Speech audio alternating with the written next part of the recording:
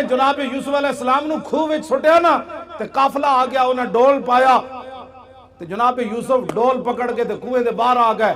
قالوا یا بشرا ھذا غلام، وہ کہنے لگے کتنی خوشخبری والی بات ہے، یہ وچوں بچہ خوبصورت نکل آیا. بھائی پھر نسدے آئے، انہیں کہا تو ساڑا بھجیا ہوا غلام ہے.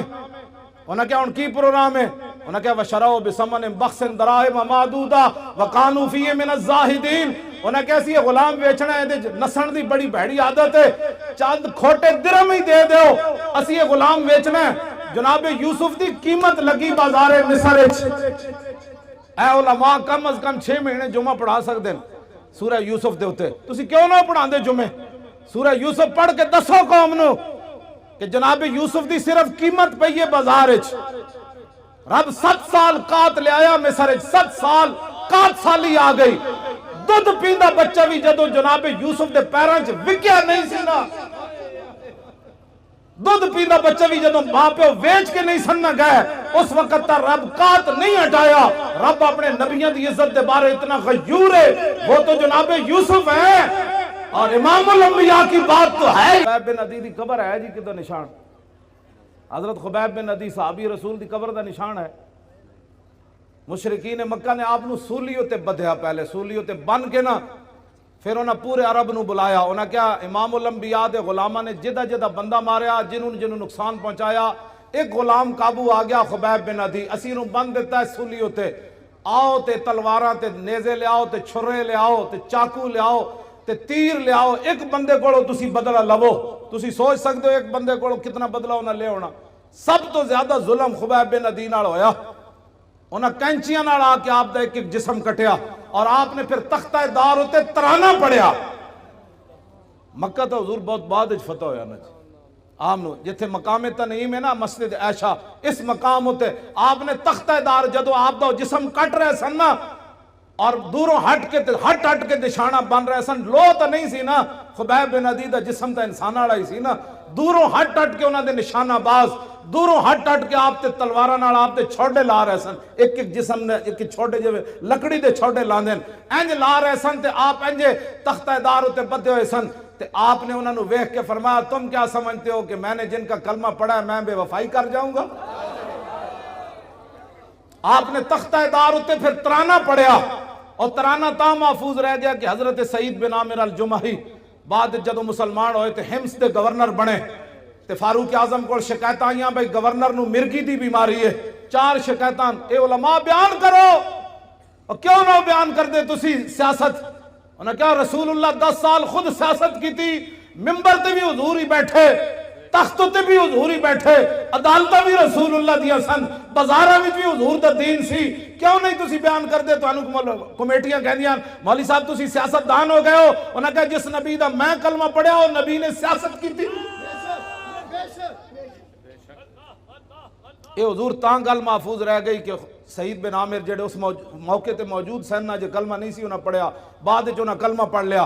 انہاں پھر صحابہ نو دسیا سی کہ انہاں نال تے آپ نو جدو حضرت عمر کو 4 شکایتاں آئیاں نا بھئی انہوں مرگی دی بیماری، حضرت عمر نے حمص سے جو طلب کیتا. میں جدو حمص دی حدود داخل ہویا نا جی ملک شام جدو میں گئے سی تو میری اکھاں رون لگ پئیاں سن کہ اے او شہر ہے جدے وچ گورنر حضرت سعید بن عامر الجمحی. قبر میں نو نہیں ملی، میں اتھے حاضری ضرور دی خالد بن ولید دی قبر تے، آپ دی قبر میں نو مل گئی، میں اتھے حاضری دیتی. بہرحال سعید بن عامر الجمحی جدو حضرت عمر کو آئے نا 4 شکایتاں سن، انہاں وچ ایک مرگی دی بیماری. آپ نے فرمایا تو انہوں مرگی دی بیماری روزانہ ڈھے پاندے ہو، بے ہوش ہو جاندے ہو؟ آپ نے عرض کی تھی نہیں. انہوں نے کہا پھر بے ہوش کیوں ہوندے ہو؟ فرمایا جدو جسم کٹیا جا رہے سی نا سولی تے بن کے اس ویلے میں موجود سی تے میں جدو تصور کرنا میں بے ہوش ہو جانا. اتنا بڑا ظلم ہویا سی حضرت خبیب بن عدی نال. خبیب بن عدی نے تختہ دار ہوتے ترانہ پڑھیا، سنا دے ماں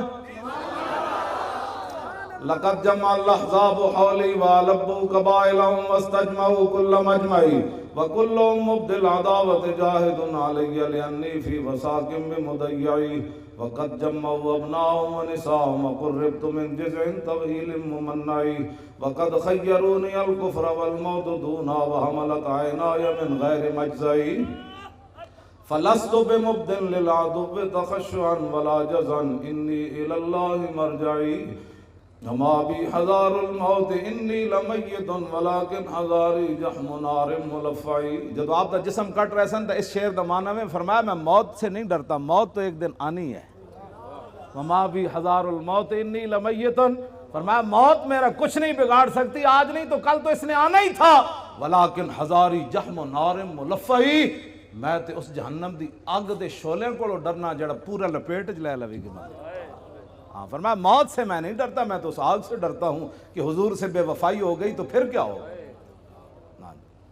فضل العرش صبرنی علی ما یراد بی فقد بدوا لحمی وقد یاس مطمعی. فرمایا انہوں نے تو میرا جسم بھی کاٹ دیا اور میرے زندہ رہنے کی امید بھی مک گئی. ہزار جسم جب کاٹا جا رہا تھا تو پھر آخر میں چہرے کو انہوں نے تلواریں ماری نا، پھر آخر میں ناک کان انہوں نے کاٹے، آنکھوں کے اندر پھر برچھے تو آخر میں ڈالے نا. انہوں نے کہا کہ انہوں نے تو میرا جسم کاٹ دیا، اب زندہ رہنے کی امید بھی ختم ہو گئی. آگے الاللہ اشکو غربتی ثم قربتی وما ارصد الاحزاب لی عند مسرعی. اب میری غریب الوطنی اور میرے اوپر جو ظلم ہو رہا ہے میں اس کی شکایت اپنے رب کی بارگاہ میں کر رہا ہوں. کیوں جی؟ آخر تو پھر کی فرمایا جدوں نہ جسم اپنوں ایتھے مارن لگ دے تو پھر زبان کٹنے دے قریب آئے نا، جدوں آپ دی زبان پھر انہیں کٹنے باہر کٹ کے زبان کٹن لگے، اس ویلے پھر آپ نے فرمایا فَلَسْتُ بَالِي حِينَ أُقْتَلُ مُسْلِمًا عَلَىٰ أَيِّ جَنبٍ كَانَ لِلَّهِ مَصْرَعِي وَذَلِكَ فِي ذَاتِ الْإِلَٰهِ وَإِن يَشَاء يُبَارِكْ عَلَىٰ أَوْصَالِ شِلْوٍ مُمَزَّعِ.